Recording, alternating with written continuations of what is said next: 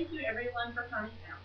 Although I am sure that most of you know that's what you are here for those of you that do not, you are here to be informed about the 26th President of the United States, Theodore Roosevelt. Roosevelt was a great president that gave a lot to the United States. He was the president from 1901 until 1909, and during that time he made many progressive policies that are still in act today. Although during his presidency, he was known for the also during his presidency, he was known for upholding his cavalry institution. All of the other presidents during this time were more concerned about other countries, whereas Roosevelt was more concerned about the people of the United States.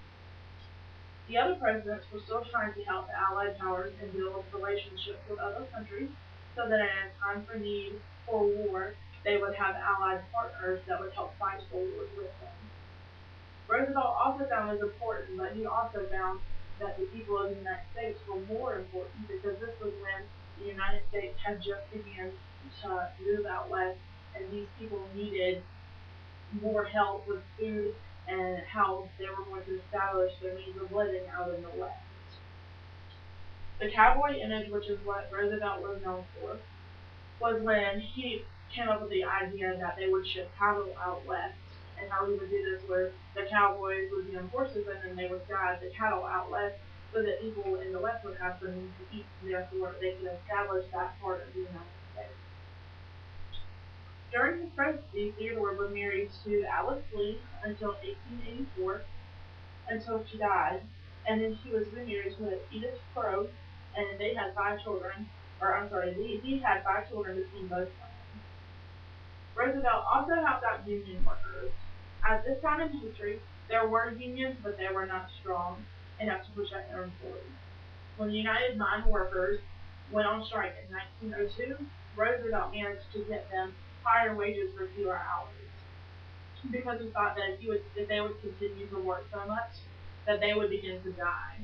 So these people were working before, they were working anywhere from 12 to 13 hours, and they were making what we consider minimum wage now would have been the least, like a couple pennies a day for work. And he knew that if people continued to work that much, then the population would begin to die off because people were not well taken care of.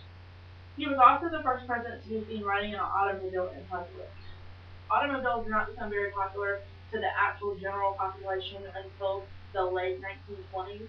So the fact that he was the president that was riding in these cars surrounded by police cars was a huge statement to society, seeing as how people still do it today in the year 2006. President Roosevelt was a great man, and he was a great president. He showed people the importance of helping his own people instead of other countries. So many of the other presidents during this time were more worried about making the United States the best place in the world to live, while he was more focused just on helping his country grow so that they would be strong and continue not to have to borrow money from other countries. Unfortunately, Roosevelt left the world April 12, 1945, when he was only 63 years old. He had lived a long life of struggling with being paralyzed because back in these times they did not know the science and medicine was not anywhere up to know how to help someone with paralyzation. Let us take a moment of silence to remember the good deeds that Roosevelt did for our country.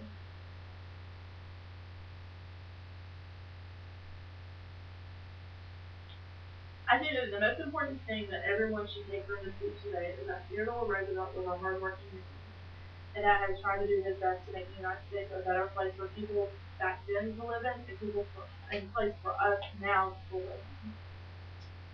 It is not an easy task for him to do, but if it shows that he can start somewhere in life. Roosevelt had been a United States senator in the state of New York in the early 1900s, which is how his political career got going. He showed that he had a passion for leadership, and he knew that he could do great things for the United States of America. I think that he should be an inspiration to each and every one of us because it shows that we can all start somewhere. And it may be at a community college in Johnson County, or it may be working at McDonald's. But as long as you start somewhere, God will make sure that you get there, whether in one way or the other. Thank you.